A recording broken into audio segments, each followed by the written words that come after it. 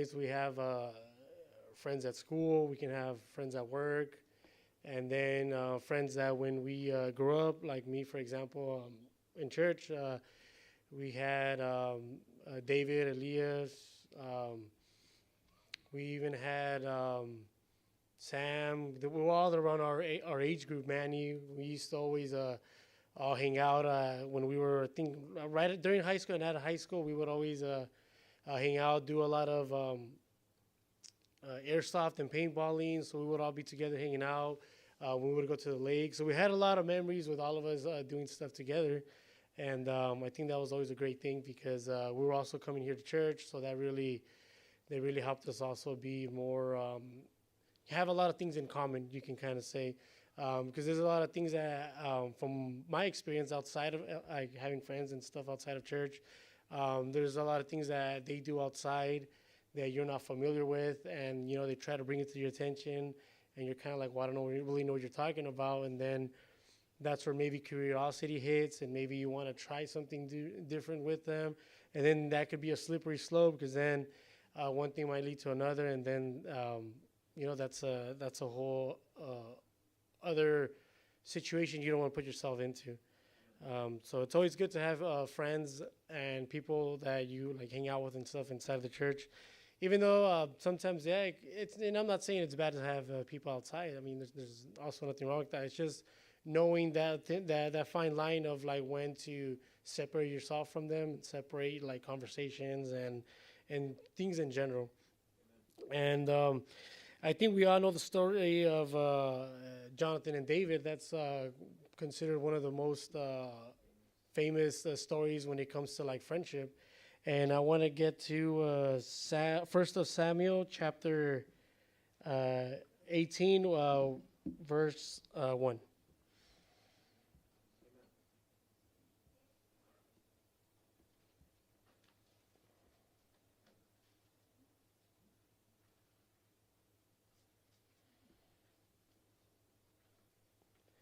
So I'm going to read a couple verses since the story is a little bit long, but I do want to.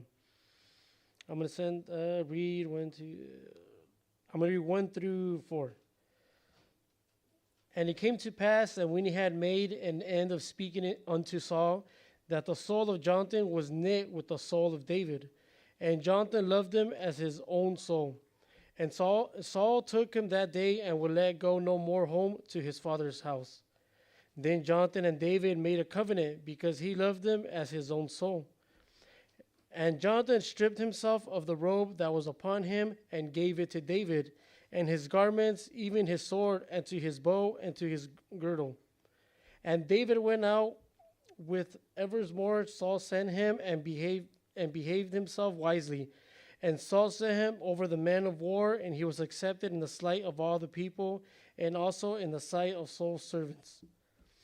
So we can read from right away from the first verse that when it says that in the beginning when speaking unto Saul that the soul of Jonathan was knit with the soul of David. We know what knit means, right? Like when you're knitting something, you're sewing it together, putting it together. So right here from the beginning, we can say that it says Jonathan was knit with the soul of David, and Jonathan loved him as his own soul. So they were really close. They had a lot of things in common. They were very united, you can say, even with, and then we can go to verse 4, where it says, And Jonathan stripped himself of the robe that was upon him and gave it to David, and his garments, even his sword and his bow, and to his girdle. Or girdle, I mean. And then we can see here how Jonathan gave himself everything, the robe, everything that was on him. He gave it to David. So it wasn't just like having a great friendship or great unity, but also he gave him his clothes that he had on his bag, his sword, his bow. So we can see here from the initiation of this friendship that they were really great friends, strong friendship. And then if we read on to, again, in the first of Samuel on chapter 19 and the first verse. Well, first I'm going to talk a little bit, then we'll jump onto that one. So if you want, we can just jump on it to it right now so we can just have it saved for later.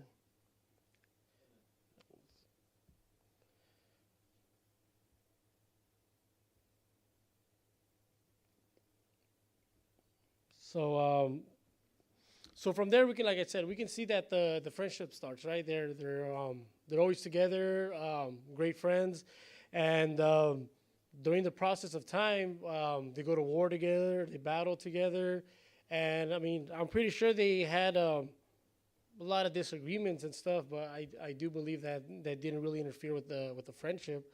As for a lot of us, for example, like me, for example, I can say I was privileged that I have. I mean, I have my brother. He's a couple years older than me, but I mean, we have a pretty strong, not just like brotherhood, but like a great friendship too. There's a lot of things we have in common, a lot of things that we don't have too much in common, and we've had our like disagreements. But at least I can truly say, and I always every time I talk with other siblings and or other friends or coworkers that have siblings, I always tell them, I mean, in a way, kind of prideful that I've never really had any like serious altercation or any, you can even say like fight with my brother. Yeah, we may disagree on what are we gonna eat that day or stuff like that, but when it comes to like serious things, like I've heard other relationships, we've never had that. We've never had any strong disargument or even any like physical fighting or anything like that. And it's something that I can kind of really say prideful that, you know, I'm glad that God has protected us in that way, and we haven't had any like any ill will against each other compared to like other even within the church, other brothers that I know that are around our same age or have other siblings that sometimes some of them don't even talk to each other or they don't even look out for each other or anything like that. And that is pretty saddened because I see like my relationship, and it's kind of how can you have a brother and not be in a good relationship with him? You know, he's your brother. You know, he's your same blood. He's, you know, grew up in the same house and everything. You guys know how things are within the family, and to not be able to have someone to talk to and rely to, like your brother, I kind of find that sad. Um, there's this one brother that I talked to, and he has his older brother as well. And you know, every now and then I'll ask him like, "Hey, how's your other brother doing?" And he's just kind of like, "Oh, I don't know. I don't really like talk to him too much." And I'm all like, "Really?" He's like, "Yeah, no, I just don't." He's kind of doing his own thing. I'm doing my own thing. And I'm like, "No, yeah, I understand that. You know, obviously everybody has to do their own things. You know, some people might have families and or move on for like out of state for jobs or et cetera, et cetera." But I'm all like, does that shouldn't be something that goes in between you guys, you know? And he's like, yeah, but I don't know. It's just something that I don't really talk to him. And I'm like, well, does he? I mean, he doesn't live too far from him. But I'm like, do you visit him? Does he visit you? Or does any? And he's like, no, not really. And when he comes, it's just real quick, easy, come and go. Nothing really, nothing very serious. And I'm all like, oh wow. I mean, that's kind of sad. He's like, I mean, he's like, I don't know. Even him, he was kind of like, oh, I don't know. I'm kind of like, whatever's about it. I mean, so, you know, I see that, and knowing how from a certain time they were, you know, together and stuff, and seeing over time how like they separate and stuff, you know, it is pretty sad. I have a I have a coworker who he also has an older brother, and I talk to him here and there, and I tell him, hey, how's your? And I know his brother too. I'm like, hey, how's your brother doing? He's like, oh, I don't know. He's I haven't talked to him in a couple months. And I'm like, really? You guys don't like communicate, or I don't know, have maybe every now and then go grab a bite to eat or something? And he's like, nah, not really. He's just kind of doing his own thing too. And I'm like, but you guys grew up together, right? And he's like, yeah, we grew up together and everything. But I mean, he just decided to do his own thing, and I'm doing my own thing. And I'm all like, so when it comes, and then I kind of asked him, like, so when it comes to maybe like you having an issue or maybe something that you want to like talk about or things like that, like who do you talk to? And he's kind of like, well, you know, I don't really like do too much about it. I just kind of, you know, he's a coworker, so he doesn't go to church and stuff. So you know, he finds other things. You know, he said he drinks or stuff like that. And I always tell him, how come you don't confide in your brother? You know, instead of going to those things like that could become addictions, why don't you talk to like your brother about it? He's like, well, I don't know. He doesn't really talk to me about anything either. So why should I talk to him about it? So I see those type of brother relationships, and I find it unfortunate, or maybe it's just come from my perspective because like I'm pretty close with my brother, so I think that's a very unfortunate thing to have. And even though going back to the scripture where David and Jonathan, I mean, they were not blood brothers or anything like that, but we can see that their friendship was pretty much like a brotherhood. They were very close to each other, and one of the things that I can also see that sometimes when we are in, I mean, I haven't had any specific danger or anything that I've been into that I've had someone to really like a fight or anything like that.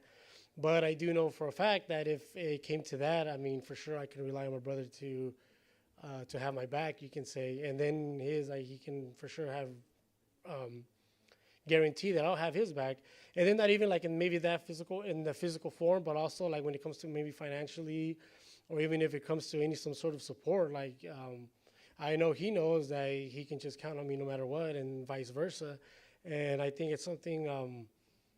I mean, in a sense, for me, I think it's kind of a very proud thing to have, because not many people have that.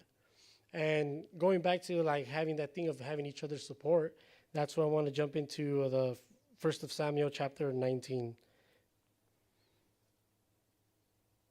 And I'm gonna from the verse, the first verse, and I'm gonna read it. It says, "And Saul spoke to Jonathan his son and all his servants that they should kill David. But Jonathan, Saul's son, delighted much in David, and Jonathan told David, saying, Saul, my father, seeketh to kill thee. Now therefore, I pray thee, take heed to thyself until the morning, and abide in a secret place, and hide thyself. And I will go out and stand beside my father in the field where thou art, and I will commune with my father of thee, and what I see that I will tell thee. And Jonathan spoke good of David unto Saul his father, and said unto him, Let not the king sin against his servant, against David, because he hath not sinned against thee, and because his words have been to thee word very good. For he did not put his life in his hand, and slew the Philistine, and the Lord wrought a great salvation for all of Israel. Thou sawest, and didst rejoice wherefore then wilt thou sin against innocent blood to slay David without a cause? And David hearkened unto the voice of Jonathan, and Saul swore, As the Lord liveth, he shall not be slain. And Jonathan called David, and Jonathan skewed him, and those things, and Jonathan brought David to Saul, and he was in his presence as in times past. And then I think that should be good. So from this quick little recap of Jonathan and David, we can see how there was a time and point where Saul grew jealous of David, and to the point where he wanted to get him killed, and Saul was he was hunting down David and pretty much wanted him killed. And what does Jonathan do? Jonathan goes in between pretty much David and Saul, and telling him that why do you want to hurt David if he had your back? He's the one that fought Goliath and gave you victory in that battle. He's the one that's been helping you and supporting you throughout these years. Because I'm not 100% sure how many years, but that David served in the army with Saul after he killed Goliath. But he was there with him, supporting him and everything. And I mean, Jonathan was there with him too, so he saw how much of an asset David was to Saul. And going back to what I was saying about like brotherhoods and how some friendships, and how sometimes having, like I said, maybe not specifically to you, me saying about my brother because he's my blood brother, but like having a friendship, having like a strong friendship, but to the point where when some harm was trying to come onto him, he got in the way. He got in between Saul and David. So now looking at it from the outside perspective is how sometimes we have friends and stuff that I'm pretty sure if just put like a point of view, like for example, let's say if I have my friend and you're outside, you're not present, but he's with someone else, let's say a coworker, and that coworker is like telling your friend, oh man, that guy's terrible, he always tries to, do this and do that. He thinks he's like the best person ever, and he's not even all that, and pretty much, as we call it, talking smack. And pretty much in that position, and having a good friend would be like, hey, defend you when you're not there, and be like, hey, you know what? I mean, I know you see it this way, but he's also like this. Pretty much, backing you up, defending you. Um, Even though I'm not seeing it, I'm not seeing, oh yeah, he's protecting me or he's defending me. I'm not physically seeing it, but just the fact that by me not being there and him, my friend backing me up in that way, that says a lot. Because I'm pretty sure you guys have heard stories and known stories, or even it has probably personally happened to you guys when you guys are with a friend or think you have a friend, and then you guys are not together, and that friend goes with like another group, and later on you find out that friend that you thought was your friend, is talking bad about you, or is insinuating evil like things about you and things like that, and right away what's your first thing? Oh wait, I thought you were my friend. That's always like a common phrase, like, oh, I thought you had my back, or I thought you were my friend, or I thought, but I mean it wasn't like that, and it's pretty hard to find friends or that are with you for such a long time and that stay faithful and stay true.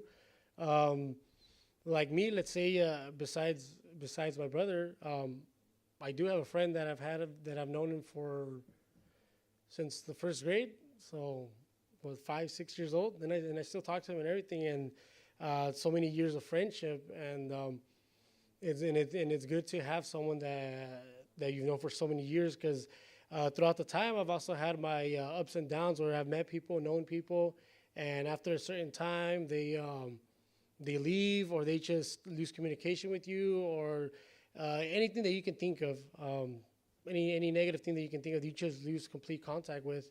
And there's times where you're talking with someone and maybe you're like, oh yeah, I remember I used to have a friend, or I used to know this person that was pretty cool, but I mean, I don't know what happened to him anymore.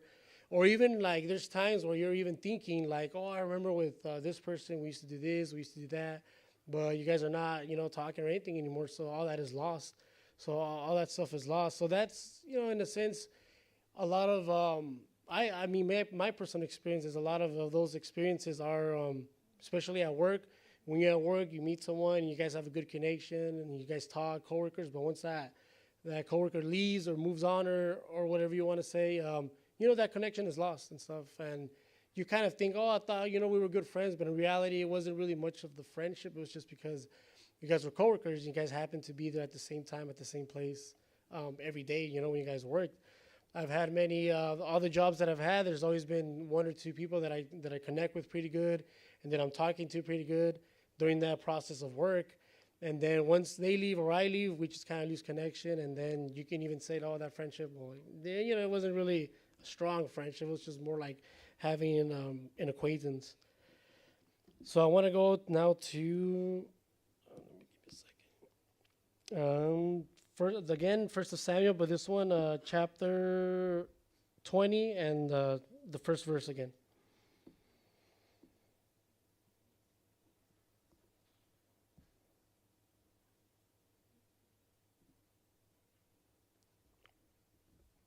And I'm going to read it. And David fled. Let me see. And David fled from Norah in Ramah, and he came and said before Jonathan, what have I done? What is my iniquity? What is my sin before thy father, that he seeketh my life? And he said unto him, God forbid thou shalt not die. Behold, my father will do nothing either great or small, but that he will show it to me. And why should my father hide this thing from me? It is not so. And David swore moreover and said, thy father certainly knoweth that I had found grace in thine eyes. And he said, let not Jonathan know this, lest be grieved. But truly as the Lord liveth, as thy soul liveth, there is but a step between me and death. And then said Jonathan unto David, whatsoever thy soul desire, I will even do it for thee. And David said unto Jonathan, behold, tomorrow is the new moon, and I should not fail to sit with the king at the meat, but let me go that I may hide myself in the field unto the third day at even.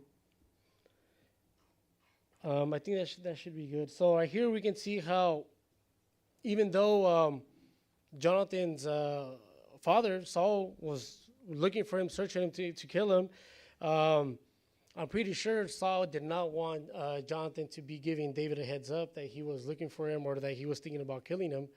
And and then you can even say that's kind of like a true friend or having a true friendship, that even if he's putting himself he's putting David before himself, he's not letting any other circumstances around his life get in the way of protecting, defending his friend.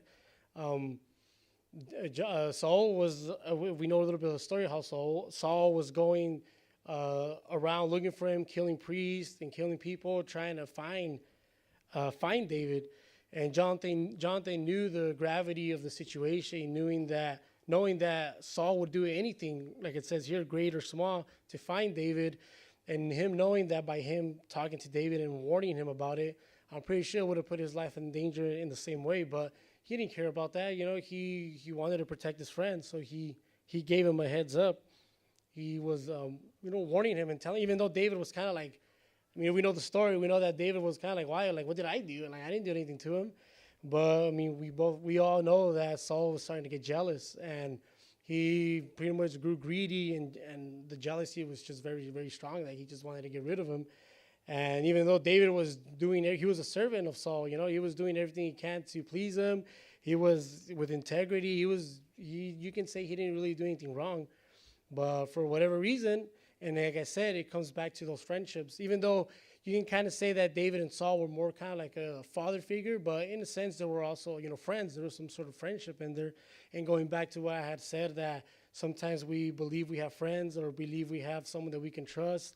And with time, either they get like here with Saul, that got greedy and got jealous, like complete 180 and wanted to kill David, from being his servant, his friend, helping him with Goliath and the Philistines and all that, to now wanting to kill him.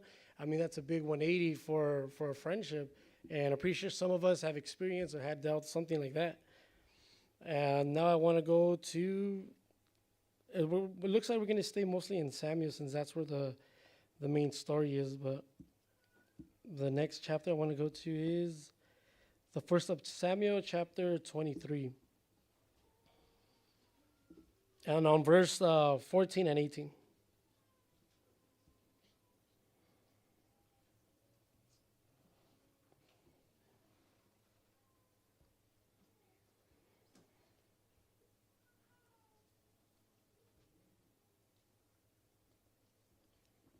And I'm going to read it. And David abode in the wilderness in strongholds, and remained in a mountain in the wilderness of Ziph. And Saul sought him every day, but God delivered him not into his hand. And David saw that Saul was come out to seek his life, and David was in the wilderness of Ziph in a wood. And Jonathan, Saul's son, arose and went to David into the wood, and strengthened his hand in God. And he said unto him, Fear not, for the hand of Saul my father shall not find thee, and thou shalt be king over Israel. I shall be next unto thee, and then also Saul my father knoweth. And they two made a covenant before the Lord, and David abode in the wood, and Jonathan went to his house. And here we can see how even after, from the initiation of Jonathan, warning David about what was going on, during the process of Saul hunting David, we can see that even Jonathan, during the whole process, went out his way, giving him a heads up and be like, hey, he's still searching for you. He's still trying to kill you. But, as long as I'm here, I'm going to do the best I can to him not bring any harm onto you. So you can kind of say that Jonathan was being a double agent. I think that's kind of like a best way to put it. Because he was also, with his dad hunting for David. But on the side, he was warning David of where he was going to be at and all that. You can say he was probably the first 007, or the original. But he was, supporting David, regardless of the dangers that he was putting himself into. Even during the process of the hunting, Jonathan was supporting David. And how I had mentioned how in the beginning, how he had first warned them. You can say, okay, I warned them, and then that's it. Like, all right, I gave you the heads up. Now, hey, whatever happens, happens. No, he didn't do that. He warned them. After he warned them, he continued to support him and help him throughout the time that the Saul was hunting David. So it wasn't just like a one-time thing, like, oh, I'm just gonna help you this once and that's it. No, he continued helping him throughout the time. He was continuing to meet up with him and tell him like, hey, like you're good, like don't worry about it.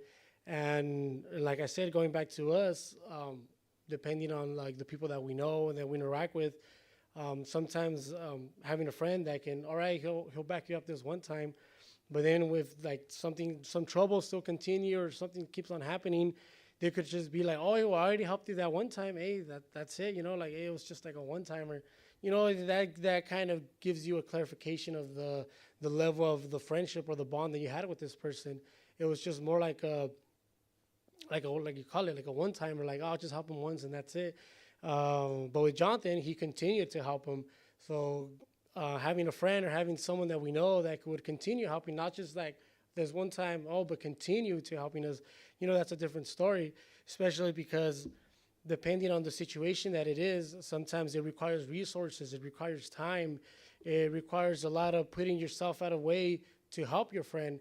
And sometimes you might put your own personal things, you might put your own personal agenda or even, finances or whatever situation it is aside so you can help your friend, so you can help your, even would even be better if it was like, a brother in Christ. That would be 10 times way better if you had someone that you had like a strong relationship that was in church and you can help them because you guys can both help each other out. And then, or just like earlier, how my dad said that, how they stole the offering. And then, at this church, after they did that, the brother gave our other brother in Utah all the instruments. And then all after that, the brother came here and helped us with the lights in the church. So, that's a perfect example how, it helps around, how everything, goes around, comes around type of thing, and helping each other out, and not just like a one-time thing, but continuing helping. I think that's the part where it always makes it more solid, the relationship, when it's not just like a one-time thing, but it's a continuous help of support. And the other verse that I want to read is going to be and also in the 1st of Samuel, and then it's going to be the next chapter 24, and on verse 9.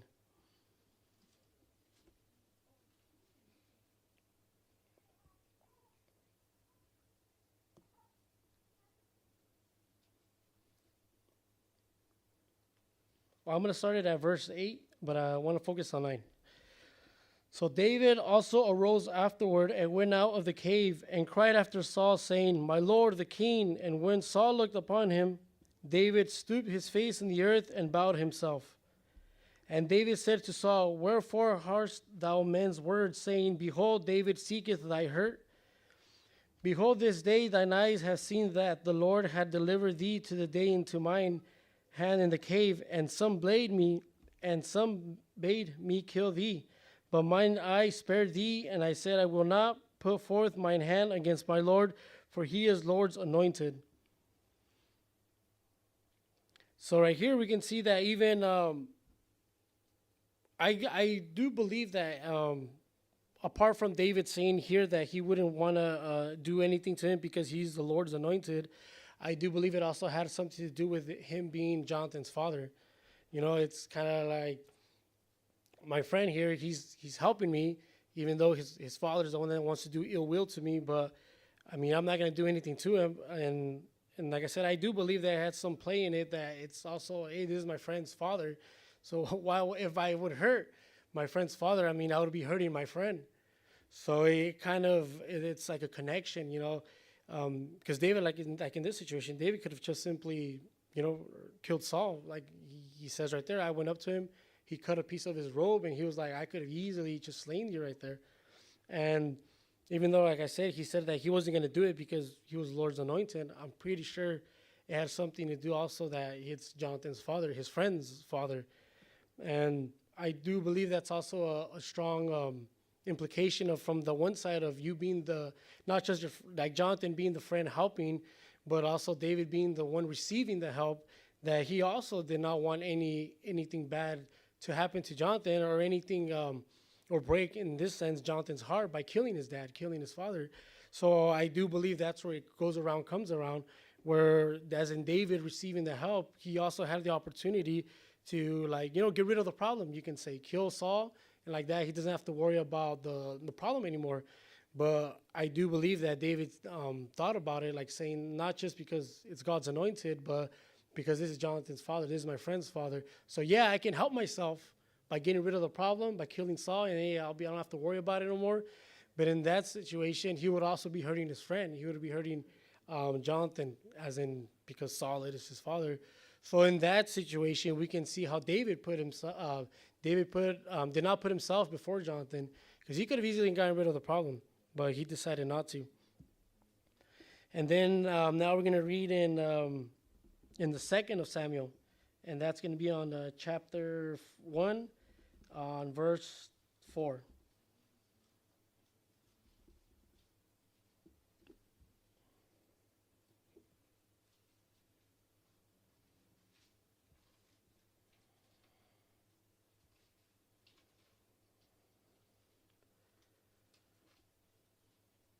So we all know what happens to Saul and Jonathan, right? I'm pretty sure we all know the story of King Saul and his sons. Yes?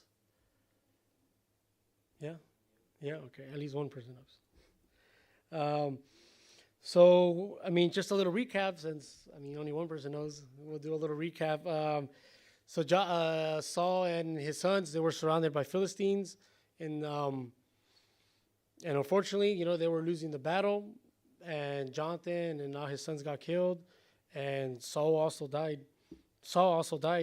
And after all that happened, messenger, he came to tell, because David was still in hiding. David was still hiding from Saul. So he knew that there was a battle going on, but he wasn't 100% sure what was going on in the battle or what had even happened. And this messenger that comes and tells David what happened, this is what he says on verse 4. And when David asked him, and David said unto him, how went the matter? I pray thee, tell me. And he answered, that the people are fled from the battle, and many of the people are fallen and dead. And Saul and Jonathan and his son are dead also. And David said unto the young man that told him, how knowest thou that Saul and Jonathan his son be dead? And the young man that told him said, as I happened by chance upon Mount Gilboa, behold, Saul leaned upon his spear, and lo, the chariots and the horsemen followed hard after him. I think that's pretty good enough. So here we can see that, I mean, unfortunately, in the end, David finds the news that Saul and Jonathan died in battle. And if we jump over to verse 11, in the same chapter, just verse 11. And then it says, then David took hold of his clothes and rent them, and likewise all the men that were with him. And they mourned and wept and fasted until even for Saul and for Jonathan his son, and for the people of the Lord and for the house of Israel, because they were fallen by the sword. And David said unto the young man that told him, whence art thou? And he answered, I am the son of a stranger and an Amalekite. And David said unto him, how was thou not afraid for to stretch forth thine hand to destroy the Lord's anointed? And David called one of the young men and said, go near and fall upon him and smote him that he died. So pretty much David kind of killed the messenger for the bad news. So I wouldn't want to be that messenger. And then we go to chapter 17. And David lamented with his lamentations over Saul and over Jonathan his son. And give me a second. Because the rest of the verses explain a little bit more how Jonathan and Saul died. And then we go to verse 23. This is the one that I want to focus a little bit more on. And it says, Saul and Jonathan were lovely and pleasant in their lives, and in their deaths they were not divided. They were swifter than eagles. They were stronger than lions. So even right here, we can see towards the end of the life of Saul and Jonathan, David, in the beginning, David was servant of Saul. He was one of his soldiers, and Jonathan was his friend. And even though all the transitions that happened with Saul trying to go after David and Jonathan helping them out, David still says, Saul and Jonathan were lovely and pleasant in their lives, so he still honored both of them. And in their death, they were not divided because, they died in battle, both of them. And from this text, one of the things that I really interpret is that overall, this situation is very, very specific. You know, there's always different. There's going to be different situations, but the specific situation of with Saul, Jonathan, and David that I can really take on is how even Saul was going after David, and Jonathan was helping David. After the Saul died and Jonathan, David didn't just say, "Oh well, thank God that Saul died." Man, that guy was evil. He was just going after me. I didn't even do anything to him. Like, what was his problem? A lot of the times we do that, you know. Sometimes we shouldn't really be looking for someone's downfall. We shouldn't, in Proverbs where it says that we shouldn't rejoice when someone falls. It's a thing that we can take here that David did. He didn't rejoice that Saul fell. You know, of course, he said they were lovely and pleasant in their lives. And towards the end, it says they were swifter than eagles. They were stronger than lions. So he knew during the whole process that he knew them, how strong these men were of war. This Saul was the first king of Israel, and Jonathan was his son. So they were always in battle. They were always together, and even in battle, they were not divided. How it says here, and we can take how in the end, David didn't mean any ill will to Saul, even though he was after him. And of course, he mourned the death of Jonathan. But the main thing that we can take is how I believe that because Jonathan being David's friend and Saul being Jonathan's father, it was all connected one way to another. And, David felt love for both Jonathan and Saul since they were all united at some point. And even though towards the end they were separated, David still gave honor and gave praise to Jonathan and Saul. So on this story, we can put together how friendships, or in this case, brotherhoods, sisterhoods. We can put. It's pretty hard to find. Well, I don't really believe it's hard to find, but we just gotta really, we also gotta be good friends because. We always mention how, it's hard to find a good friend. It's hard to find someone that we can trust. But are you someone that someone can trust? Are you going to be that friend? Let's say someone is looking for a friend, but you're not even that person that could be like that. You're not even, you don't have the qualifications to be a trustworthy friend. You don't have the qualifications to be like a friend that's going to have your back and things like that. Because we always talk about like, I can't find one, but like maybe it's because maybe you're not one, so no one, and maybe no one wants you to be their friend because maybe, you're not really the best person either. And I think that's also a person that's something that we got to look into ourselves before we go out searching, like, or even considering being someone's friend. Are we good people? Are we good friends? Are we going to be someone that supports someone? Are we going to be someone that puts ourselves aside for our friends? Are we going to be someone that's going to be willing to sacrifice our time, our money, our resources? Because we keep on asking like, I can't find someone like that. But are you even that person to begin with? So how do you expect to find someone when you're not even in that position to offer yourself? It's kind of like saying, you're always looking for gold. I want to find gold. It's hard to find gold. But like, if you don't know how to mine gold, if you don't know what even gold looks like, how do you know when you find it or not? Because you don't even know how it looks like. So you gotta also be a person that has integrity and has honor, has trustworthy. All these traits that we can read in the Bible, how it says, fruits of the Spirit. To honor, trustworthiness. Love. Honesty, all these traits that are from the fruit from the Spirit is something that we got to have so we can pass it on into our brothers, our sisters, and even outside of work, not just like in church, but I've had many jobs where even people do notice those things about you. They notice that you're a trustworthy person. They know that they could rely on you. They could depend on you. And it doesn't just help us spiritually, but also outside in the world, being an honest person and trustworthy person. And I just kind of want to conclude with saying that, like, let's think about ourselves too.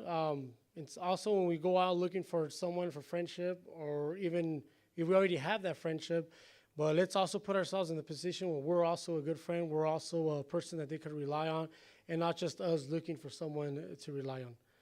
I think that's something that we can all take, depending if you're in school, if you're not in school, if you're at work, or even once you get older. I mean, once you get older, it's more.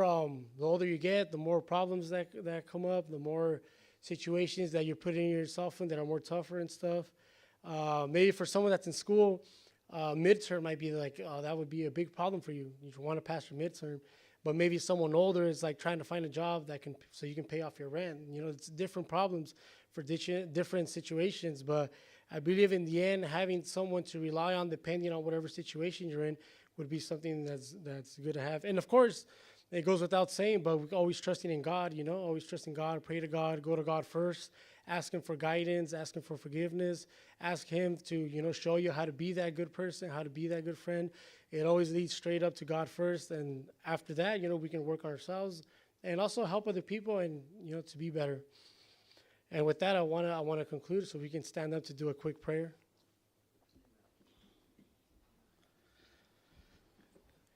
Thank you, God, for this time. Thank you, God, for the opportunity that you've given us to be here another week and to help us to build our character, to build our sense of morality and integrity, and to be able to be someone that people can rely on, Lord. And we need your guidance, and we need your strength to give us every day, Lord, so we can be someone that also offers strength and are of support of other people, Lord. Help us to stay in your path. Help us to stay in your will. Help us and guide us to be better Christians every day. And thank you, Lord, for this opportunity. In the mighty name we pray. Amen.